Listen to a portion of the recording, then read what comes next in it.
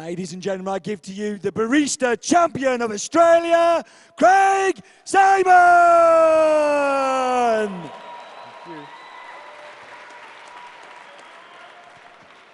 So, Craig, when you're ready, I think you're kind of in the swing of it after the past few days, but when you're ready, I look forward to talking to you the other side. Good luck. Thank you, thank you.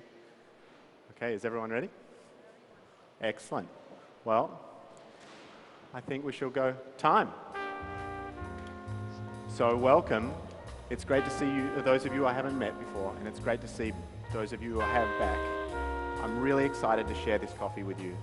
But first, I'd like to tell you a little bit about me. I've been involved in coffee for the last 10 years. I started at the machine, eventually adding the role of roaster, and then I pressed even further and added sourcing the coffee itself. Now, all of these transitions were spurred on by curiosity and fascination to have a better level of influence over the flavor articulation in the cup. I've had the tremendous opportunity to collaborate with some wonderful farmers, and by sharing our results with you today and getting your feedback, we're creating an incredibly valuable cycle of information for me to take back to the farm and work on make this a coffee even better and better every time. Now, I started out with washed coffee processing experiments, but last year I focused on natural processing because I really love the fruit-forward character in the cup. But I also love vibrancy and clarity that you get out of a fine washed coffee. So I started to wonder, is it possible to combine both of those two characteristics within the same coffee? Now, luckily for me, one of those farmers I've been collaborating with shares my passion and curiosity and fascination for seeing what's possible. And that's this man here. And his name is Joseph Brodsky. He's the owner of the 90+ Geisha estate in Panama. So earlier this year, I flew back to the farm and set about creating my very own hybrid processing method with Joseph. Before you can process it, you have to take it off the trees. And so I did that with his lead picker, Benjamin. We went up there and we picked the ripest cherries possible so that we had the best raw material to work with. Then, I chose to leave it in cherry for the first 16 hours to try and bring some of that sweetness and fruit character. I then chose to pulp and ferment for 12 hours before finally rinsing and returning it to the drying beds to finish that process. Now, I had to wait quite a while to see if this worked, but you get to try it right now. So, what are we going to taste? Well, you're going to taste nectarine, which I think is directly related to the time it's spent in the cherry. You're going to taste lime, which I think I teased out of this coffee with the fermentation time. It's got a silky medium mouthfeel, and it finishes with a wonderful Earl Grey bergamot tea. Now you have some little booklets in front of you if you'd like to turn the first page. That has the tasting notes for you to follow along with if you miss any of them. And also you have some little glasses here that are for your dirty teaspoons, if you can please use those. So now to sit back, enjoy yourself, and we'll get about tasting some great coffee.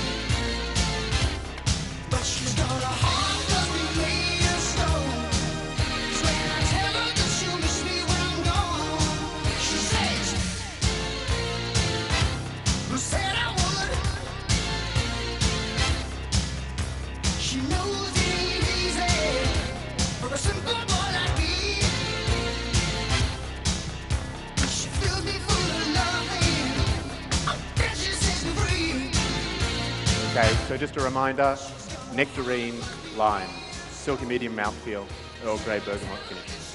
Cheers. Everybody, let's hear it for the espresso course!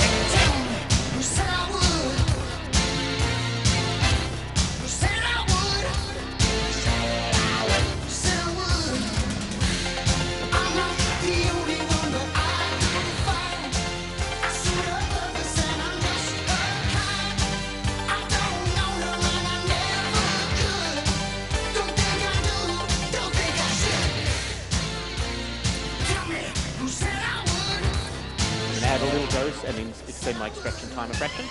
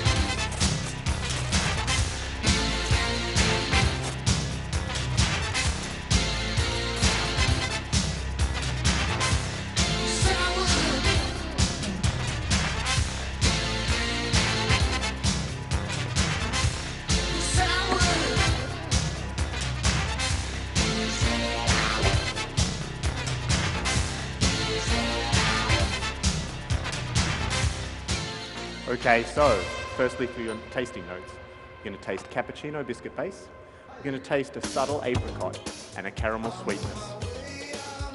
I'd like to tell you a little bit about what informed my decision making when I was designing this hybrid processing method.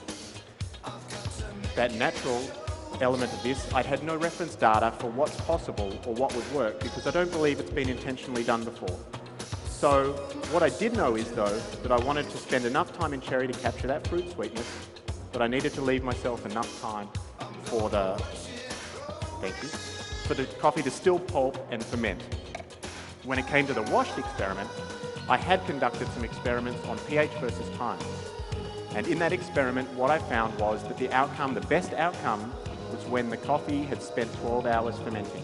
That's when it had the most flavor articulation and the greatest vibrancy, which is what I was after. Any shorter than that, and the flavor articulation and vibrancy was unclear, and any longer than that, and the flavor and acidity quality was incredibly low. Let me also tell you a little bit about the roasting of this coffee, because I did that as well. What I was aiming to do was to get those fruit character to really pop. To do that, what I did is I slowed down between straw and cinnamon, which is where all the organic acid reactions are occurring. I also wanted to preserve it with my roast degree, and to do that, I also slowed down coming into first crack so I could get that sugar caramelization without having to go too dark.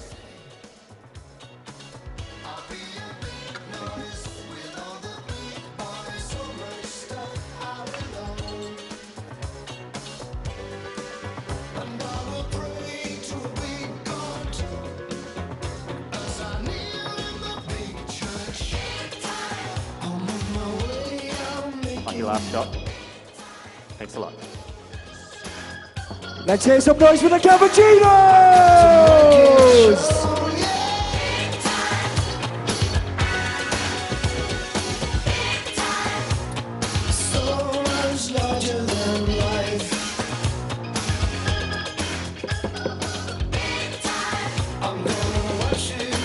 Returning to my original extraction.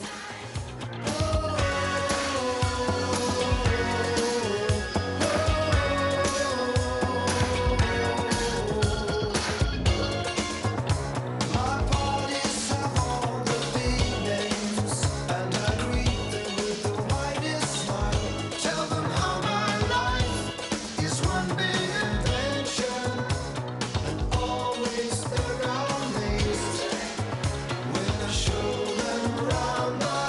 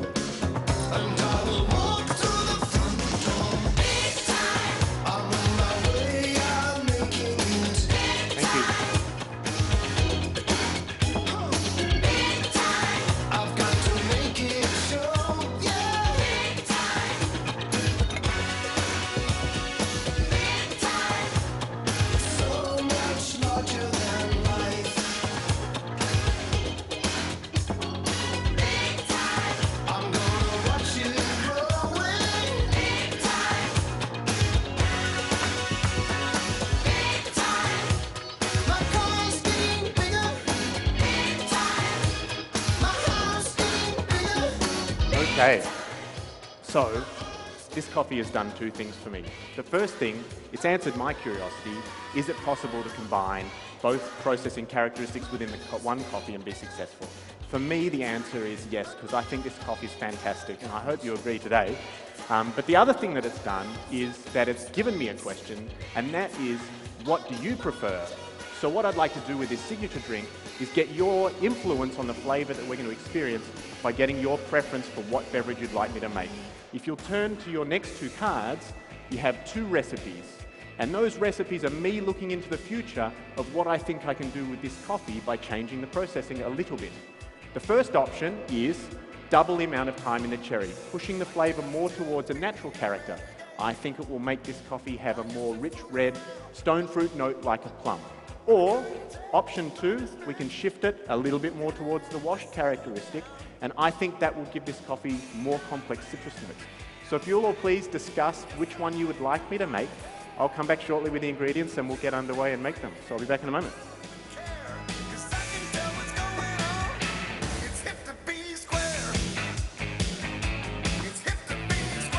Go.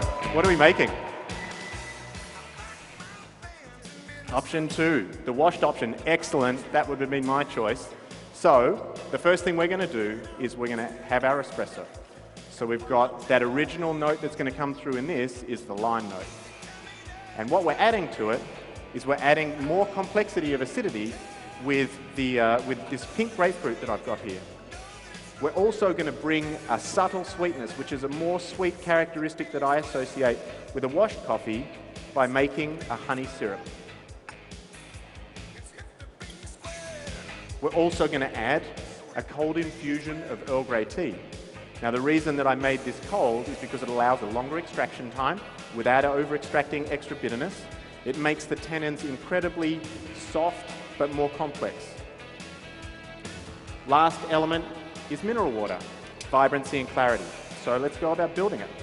I've got 4 ml of the grapefruit. I've got 6 ml of the honey. I've got 6 ml the Earl Grey tea. I've got 8 ml of the mineral water. Now to explain those a little bit further, I think these are the two elements that changing the process will bring, and these are two characteristics that I really love in the coffee as it exists. When you're drinking this, what I'm going to get you to do is have a little bit of a smell for the aroma. That Earl Grey tea is very indicative of the geisha varietal that this is. Your first mouthful, you're going to get that complex acidity and that citrus note that we've added and the citrus note that exists in the coffee. The next mouthful, it's going to sit on that really lovely subtle sweetness of the honey syrup, and it's going to add a little bit of extra viscosity to the mouthfeel. Thank you. Finally, it's all going to sit on that pillowy, soft Earl Grey tannic note. I might give that a quick clean, if it will. No. It's going to sit on that Earl Grey tea pillow, and it's going to have that sparkling clarity from the mineral water. Before you have this drink, what I would like to say is that I know this coffee incredibly intimately because I've directly made all of the decisions for the entire process, from taking it off the tree, through roasting, through extracting it at the machine, and serving it to you. But the last most important element for me is your feedback, because coffee doesn't exist in a void. It needs the people who are enjoying it to give you their opinion on what they like as well. It doesn't matter if it's coffee professionals like you assessing my routine or my general customers at home giving me just their preference. So what I would like to say is thank you for being part of my cycle, and time. Let's give it up for the barista champion of Australia,